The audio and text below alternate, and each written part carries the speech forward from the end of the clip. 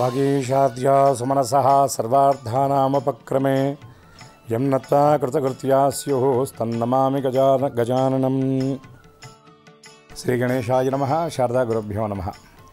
ETV life ఆధ్యాత్మిక channel తమసోమా జ్యోతిర్గమయ జీవన వేదం కార్యక్రమానికి ప్రేక్షకులందరికీ శుభస్వాగతం.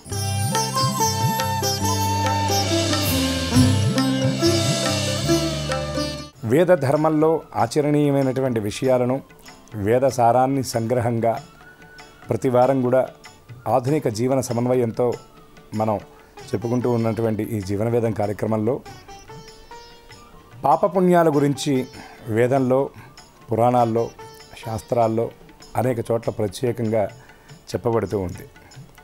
ఏ సూక్తాన్ని కానీ ఏ స్తోత్రాన్ని కానీ జపం చేసినా చివరిలో ఫలశ్రుతిలో ఒక మాట అంటుంటారు, సపాపి అపాపి వాన్ భవతి. అంటే పాపములు చేసినటువంటి వాడు కూడా ఈ స్తోత్రపారాయణ వల్ల అపాపి అవుతున్నాడు, అంటే పాపములన్నీ కూడా పోగొట్టుకుంటున్నాడు అని.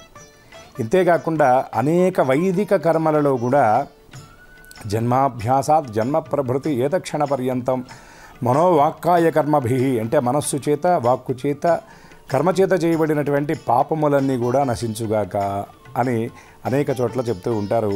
వేదంలో, వైదిక కర్మల్లో కూడా ఇంకొక మాట చెప్తూ ఉంటారు, ఏ జీవికైనా వాడి ఐశ్వర్యం కానీ సంపద కానీ ఆనందం కానీ ఎక్కడి నుండి వస్తుంది అంటే వాడి పుణ్యం వల్ల వస్తుంది అంటూ ఉంటారు. ఇక అట్లాగే వ్యాధులతో బాధపడుతూ ఉండేటటువంటి వాడిని ఏం చెప్తారంటే పూర్వజన్మ కృతం పాపం వ్యాధి రూపేణ బాధ్యతే అని చెప్తూ ఉంటారు. అంటే ఈ కర్మనే పుణ్యకర్మ పాపకర్మ రెండు ఉన్నాయి. అటువంటి పుణ్యం అంటే ఏమిటి, పాపం అంటే ఏమిటి అనేటువంటి విషయాన్ని కనుక మనం ఈనాడు వేద ధర్మాన్ని అనుసరించి వేదంలో ఉన్నటువంటి విషయాలను అనుసరించి కనుక మనం మనకు అర్థమయ్యేటటువంటి పరిభాషలో చెప్పుకున్నట్లయితే, వ్యాసుల వారి దగ్గరికి వెళ్ళి ఒకనాడు నారద మహాముని అడిగాట, ఓ వ్యాస మహాముని, నీవు రాశీభూతమైనటువంటి వేదాలను చక్కగా నీవు విభజించావు కదా వ్యాసాలుగా. అందుకే వ్యాసుడి గురించి మనం ఒక మాట చెప్తూ ఉంటాం, అచ్యుతుర్వదనో బ్రహ్మ ద్విబాహురపరోహరి అఫాలలోచన శంభు భగవాన్ బాదరాయణమని. వ్యాసో నారాయణ స్వయం అంటూ ఉంటారు. కానీ వ్యాసుడు కీర్తిస్తూ ఒక మాట అంటూ ఉంటారు, ఇందాక చెప్పిన శ్లోకంలో చెప్పినట్టుగా అచతుర్వదనో బ్రహ్మ, ఆయనకి బ్రహ్మగారికి ఉన్నట్టుగా 4 ముఖాలు లేవుట, కానీ ఆయన బ్రహ్మే. ద్విబాహురపరోహరి, శ్రీమన్నారాయణమూర్తికి ఉన్నట్టుగా 4 భుజాలు లేవు, 2 భుజాలు ఉన్నాయి, కానీ ఆయన శ్రీహరే. ఆ ఫాలలోచన శంభు, నుదుట 3వ కన్ను లేనటువంటి శంకరుడే సాక్షాత్తు బాదరాయణుడే అయినటువంటి వ్యాసమహాముని. అటువంటి వ్యాసుడిని నారదుడు అడిగేట, ఇన్ని వేదాలు, ఇన్ని పురాణాలు, ఇన్ని వేదోపబ్రహ్మణములు నీవు చెప్పావు కదా, ఇందులో ఉన్నటువంటి సారాన్ని నీవు నాకు చెప్పగలవా అని నారద మహాముని అడిగితే అక్కడ వ్యాసుడు అంటట, శ్లోకార్థేన ప్రవక్ష్యామి యదుక్తం గ్రంథకోటిభి.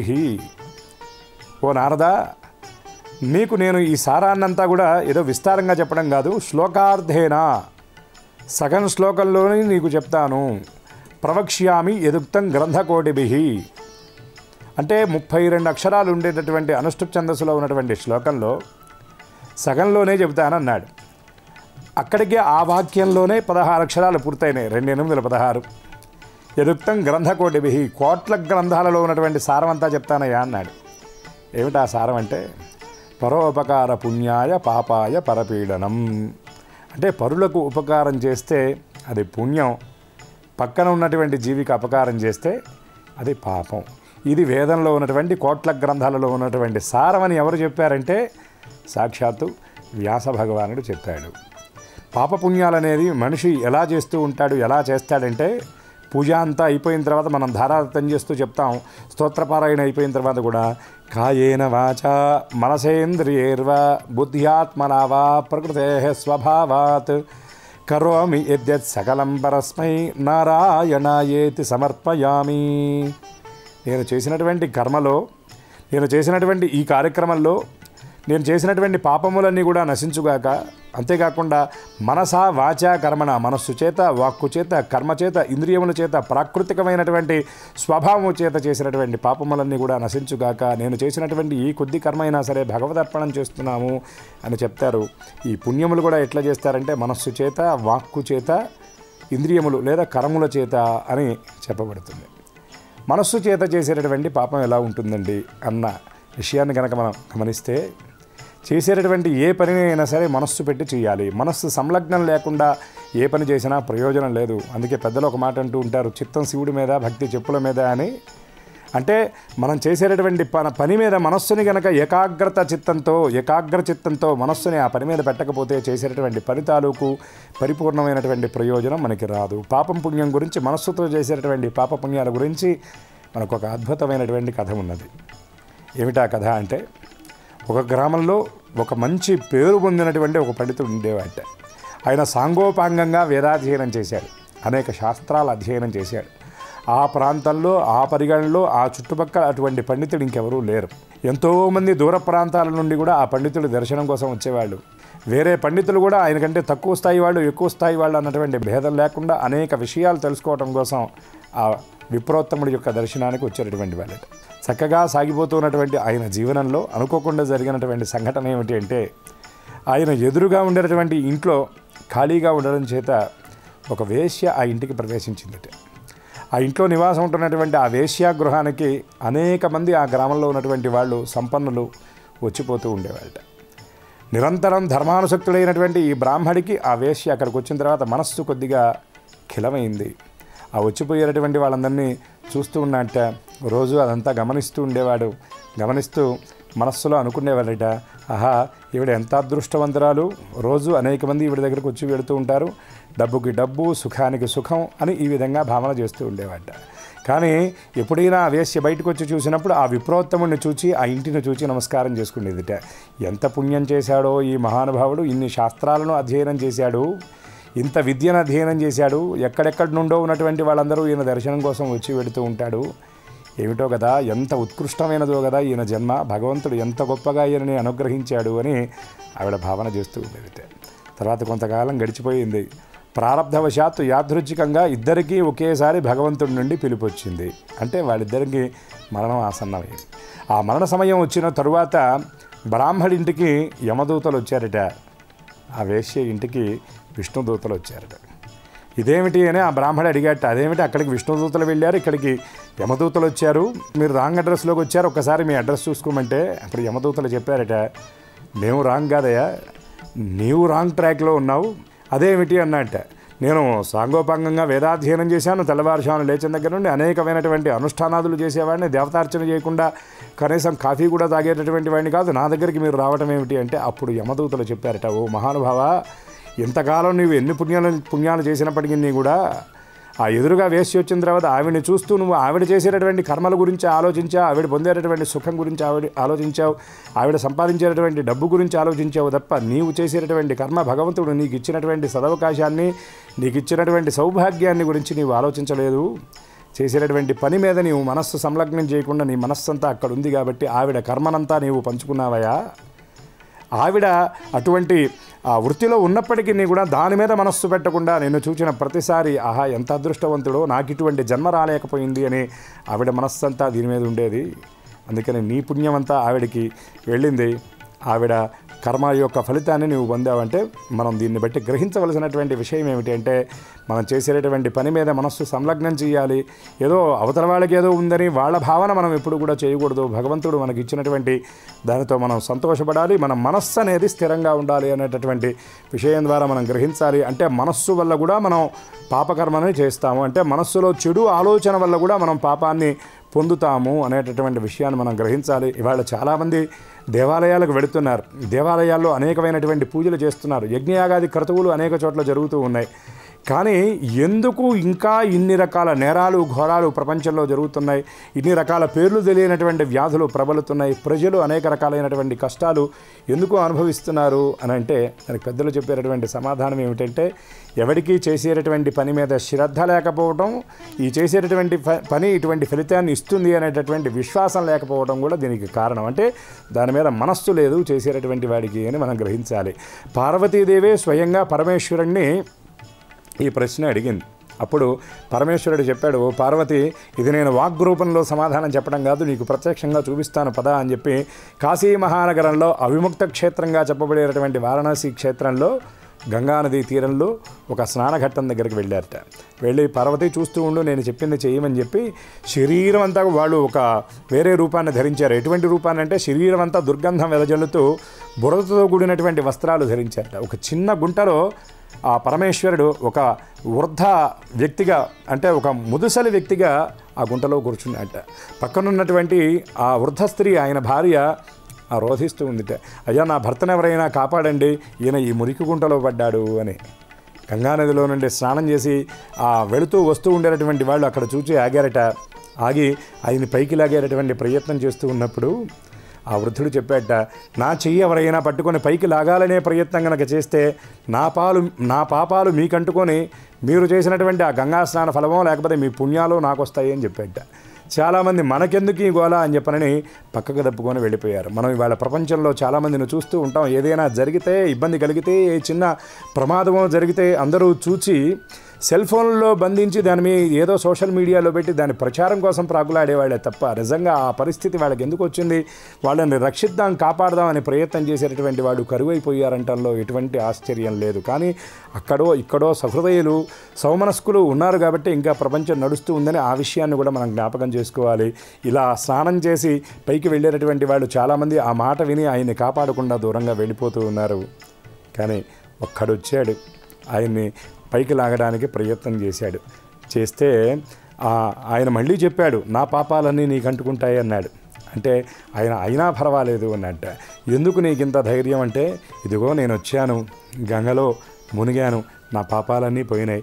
నిన్ను తాకి నిన్ను పైకి లాగితే నీ పాపాలన్నీ మళ్ళీ నాకు అంటుకున్నా పర్వాలేదు, నేను మళ్ళీ వెళ్ళి గంగలో స్నానం చేస్తాను, నాకు అంటుకున్నటువంటి పాపాలన్నీ మళ్ళీ గంగా స్నాన ఫలం చేత నాకు తొలగిపోతాయి, నాకు ఆ ధైర్యము ఆ విశ్వాసము ఉంది అని చెప్పి అతను చెబితే పార్వతీ పరమేశ్వరులు ఇద్దరు కూడా తమ నిజరూపాన్ని అతనికి అనుగ్రహించి వాళ్ళు అంతర్ధానమైపోయారట. అంటే దీన్ని బట్టి మనం గ్రహించాల్సినటువంటి విషయం ఏమిటంటే, చాలామందికి వాళ్ళు చేసేటటువంటి పని మీద నిజంగా మనం చేస్తున్నటువంటి ఈ పని మనకి ఈ ఫలితాన్ని ఇస్తుంది అనేటటువంటి విశ్వాసం అనేది లేకపోవటం వల్ల ఎన్ని యజ్ఞయాగాది క్రతువులు చేసినా జీవి అనేటటువంటి వాడు, మనిషి అనేటటువంటి వాడు సుఖంగా ఉండలేకపోతున్నాడు. దాని యొక్క ఫ్రూట్ఫుల్నెస్, పరిపూర్ణమైనటువంటి ఫలితాన్ని పొందలేకపోతున్నాడు. అంటే మనస్సు అక్కడ లేదు, మనస్సులో విశ్వాసం అనేది లేదు అన్నటువంటి విషయాన్ని మనందరం కూడా గ్రహించాలి. ఇంకొక మాట కూడా చెప్పుకోవాలి, బిలీఫ్ ఉంటేనే రిలీఫ్ వస్తుంది. అంటే విశ్వాసం ఉండాలి, చేసే పని మీద మనస్సు ఉండాలి అన్నటువంటి విషయాన్ని మనం గ్రహించాలి. ఇక ఈ మనస్సు, భక్తి ఈ రెండూ కూడా చాలా విడదీయనటువంటి సంబంధం ఉన్నటువంటి విషయాలు. అసలు మనిషిని మనిషి అని ఎందుకు అన్నారు అంటే, మన ఏవ మనుష్యానాం కారణం బంధమోక్షయోహో, మనస్సు చేత నియంత్రింపబడి మనస్సు ఏది చెబితే అది చేసేటటువంటి వాడు కాబట్టే వీణ్ణి మనిషి అని కూడా అన్నారు అని పెద్దలు చెబుతారు. విదురుడు అంతటి వాడు రాయబారానికి వచ్చినటువంటి కృష్ణ పరమాత్మని ఇంటికి పిలిచి ఆతిథ్యం ఇవ్వడానికి ప్రయత్నం చేసి చక్కగా ఆ ప్రయత్నంలో భాగంగా ఆయన కాళ్ళు గడిగేట, పువ్వులు ఆయన పాదాల మీద, శ్రీచరణాల మీద సమర్పించి సంతోషపడ్డాడు. కానీ ఆ విదురుడు ఎదురుగా ఉన్నటువంటి కృష్ణ పరమాత్మను చూచి తన్మయంతో తన దేహాన్ని మర్చిపోయి సమాధి స్థితిలోకి వెళ్ళిపోయి పరమాత్మకి పండ్లు తినిపించాలి అనేటటువంటి ప్రయత్నం చేస్తూ అరటి పండు తొన తీసి ఆ పండు, చక్కటి పండును తీసి పక్కన పడవేసి ఆ తొన అలా స్వామికి అందించేటటువంటి ప్రయత్నం చేస్తే ఆయన కూడా అలాగే దాన్ని స్వీకరించి భుజిస్తూ ఆయన చిరుమందహాసంతో సంతోషపడుతూ ఉన్నట్ట. దూరంగా ఉండి చూసినటువంటి విదురుడి భార్య అయ్యయ్యో ఎంత అపరాధం జరుగుతుంది అని ప్రయత్నం చేస్తే కృష్ణుడు అలా చెయ్యి చూపించి వారించాట. అంతా అయిన తర్వాత ఆ సమాధి స్థితి నుండి విదురుడు మేల్కొన్న తర్వాత తాను చేసినటువంటి విషయాన్ని, తప్పుని గమనించి పరమాత్మకి క్షమాపణ చెప్పే ప్రయత్నం చేస్తే, అక్కర్లేదయా, నీవిచ్చేటటువంటి వస్తువుతో నాకు సంబంధం లేదు, నీ మనస్సు నాకు ప్రధానం, నువ్వు మనస్ఫూర్తిగా ఏ పని చేసినా నాకు పర్వాలేదు. అందుకే పెద్దలు ఒక మాట చెప్తారు, అత్యంత భక్తియుక్తానాం నైవ శాస్త్రం నచక్రమ. భక్తితో చేస్తే శాస్త్రము, విధి దానితో సంబంధం లేదు. అందుకే రాముడంతటి వారు కథలో చెప్తారు మనకి, శబరి పండుని రుచి చూసి ఎంగిలి పండ్లని రాముడికి నివేదించిందిట. దాన్ని కూడా ఆయన చాలా సంతోషంగా స్వీకరించాడు. దానికి కారణం ఏమిటి అంటే, అక్కడ ఆవిడ మనస్సు సంలగ్నం చేసి రాముడు తీయని పండ్లు తినాలి అనేటటువంటి భావనతో పెట్టింది కాబట్టి దాన్ని ఆయన పరిగ్రహించాడు. అట్లాగే మనం కూడా ఏ పని చేసినా మనస్సు సంలగ్నం చేసి చేయాలి. రెండవది ఏమిటంటే వాక్కు. మనం కూడా ఈ వాక్కు ఎంత గొప్పది అంటే వాక్కు చేత దేవతలు ప్రసన్నులగుదురు అంటాడు ఒక మహాకవి. మనం వాక్కు చేత భగవంతుని మనం స్తోత్రం చేస్తూ ఉన్నాం. స్తోత్రం కస్య నతుష్టయే అని కూడా శాస్త్రం ఉంది. స్తోత్రం చేస్తే పొంగిపోయినటువంటి దైవం ఉండడు, స్తోత్రం చేస్తే వరాలు ఇవ్వనటువంటి వేల్పు ఉండడు. కాబట్టి అటువంటి వాక్ రూపంలో స్తోత్రం చేస్తే భగవంతుడు సైతం ప్రసన్నం అవుతాడు. ఇదే వాక్కు మన మరణానికి కూడా కారణం అవుతుంది. అందుకే ఇంకొక మాట చెప్తారు, జిహ్వాగ్రే వర్తతే లక్ష్మి, జిహ్వాగ్రే మిత్రబాంధవాః, జిహ్వాగ్రే బంధనం ప్రాప్తి, జిహ్వాగ్రే మరణం ధ్రువం అని కూడా చెప్తారు. జిహ్వాగ్రే వర్తతే లక్ష్మి. కొంతమంది ఉంటారు అద్భుతమైనటువంటి రీతిలో మాట్లాడతారు. వాళ్ళ మాట వల్ల వాళ్ళు మూటలు సంపాదిస్తారు. 10 మంచి మాటలు జనాలకి చెప్పడం వల్ల వాళ్ళు ఆదరిస్తారు. అతన్ని అనేక విధాలుగా తలపైన పెట్టుకుంటారు. అతనికి కావాల్సినటువంటి సంపదనంతా కూడా అందజేస్తారు. అందుకే జిహ్వాగ్రే వర్తతే లక్ష్మి, జిహ్వాగ్రే మిత్రబాంధవాః. నోరు మంచిదైతే ఊరు మంచిదవుతుందంటారు. ఆ నోరు మంచిదైతే ఎవరైనా సరే స్నేహితులుగా మారతారు. కొంతమంది ఉంటారు అద్భుతమైనటువంటి వాగ్వైఖరితో బస్టాండ్లో ఉన్నప్పుడు, బస్సులో ఉన్నప్పుడు, రైల్లో ఉన్నప్పుడు వాళ్ళతో చక్కగా మాట్లాడి వాళ్ళతో ఫోన్ నెంబర్లు తీసుకొని వాళ్ళతో స్నేహం చేసేటటువంటి వాళ్ళు కూడా ఉంటారు. దానికి కారణం ఏమిటంటే వాడి వాక్కు. జిహ్వాగ్రే మిత్రబాంధవాః, జిహ్వాగ్రే బంధనం ప్రాప్తి. చక్కగా వెళ్ళేటటువంటి వాడు వెళ్లకుండా అవతల వాడిని ఏ పోలుగోచు మాటో అన్నాడు అనుకోండి, వాడు 2 బాస్తాడు. అంటే బంధనం ప్రాప్తి. జిహ్వాగ్రే మరణం ధ్రువం. వాళ్ళు ఎదుటివాడిని రెచ్చగొట్టేటటువంటి మాటలు మాట్లాడినటువంటి ఉగ్రవాదులు వాళ్ళ మరణానికి వాళ్ళ మాటే కారణం అవుతుంది. మాట అనే దానికి అంత అద్భుతమైనటువంటి శక్తి ఉంటుంది. అందుకే పెద్దలు ఇంకొక మాట అంటారు, వాచా దోషం మహాపాపం. అందుకే ఇప్పుడు కూడా మాట తూలి అవతల వ్యక్తిని అంటే గనక అది అవతల వ్యక్తి యొక్క పాపాన్ని అవతల వ్యక్తి తెలియనటువంటి అమాయకుడైతే తాను మీద పడ్డటువంటి నింద తాలూకు పాపాన్ని కూడా మనం అనుభవించవలసి వస్తుంది అని అంటారు. వాగ్దోషం అంత గొప్పది. దీనికి సంబంధించి పూర్వీకులు ఒక కథ చెబుతూ ఉండేవాళ్ళు. ఒక ఊళ్ళో ఒక చక్కటి పండితుడైనటువంటి విప్రోత్తముడు ఉన్నట్ట. ఆ ఊరికి వచ్చినటువంటి మరొక పండితుడిని తర్వాత రోజు భోజనానికి రమ్మని ఆహ్వానించేట. ఆహ్వానిస్తే రోజు పాలు పెరుగు తెచ్చేటటువంటి అమ్మాయికి ప్రత్యేకమైనటువంటి జాగ్రత్తలు చెప్పేట ఈ ఆహ్వానించినటువంటి గృహస్థు. అమ్మా, రేపు మా ఇంటికి ఫలానా పండితుడు భోజనానికి వస్తున్నాడు, ఆయనకి చిక్కటి పాలు, చక్కటి పెరుగు, కమ్మని నెయ్యి నీవు జాగ్రత్తగా తీసుకురమ్మని చెప్పేట. చెబితే ఆ అమ్మాయి సరే అన్నది. తర్వాత రోజు పాలు పెరుగు నెయ్యి చక్కగా తీసుకొస్తూ ఉంది. నెయ్యి మీద పాల మీద పెరుగుకుండా తల మీద పెట్టుకొని వస్తుంది. అప్పటి రోజుల్లో ఏమిటంటే ఎంత దూరమైనా సరే నడిచి ప్రయాణం చేసేవాళ్ళు.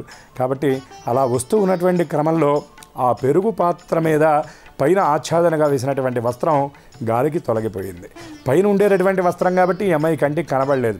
కానీ ఆకాశంలో జరిగినటువంటి సంఘటన ఏమిటి అంటే ఒక విషసర్పాన్ని ఒక గ్రద్ద తన కాళ్ళ మధ్యలో ఒత్తి పట్టి తీసుకువెళుతుందిట ఆహారంగా. ఆ వెళుతున్నటువంటి క్రమంలో ఆ గ్రద్ద పాముకి మధ్యలో జరిగినటువంటి పెనుగులాటలో పాము తనని తాను రక్షించుకోవడం కోసం విషం చిమ్మితే ఆ విషం వచ్చి ఈ పెరుగు పాత్ర దధి పాత్రలో పడ్డదిట. అయితే పాలలో కానీ పెరుగులో కానీ విషం పడితే అది మన కంటికి అర్థం కాదు. తీసుకొచ్చి ఈ విప్రుడి యొక్క గృహంలో ఆ అమ్మాయి అప్పచెప్పింది.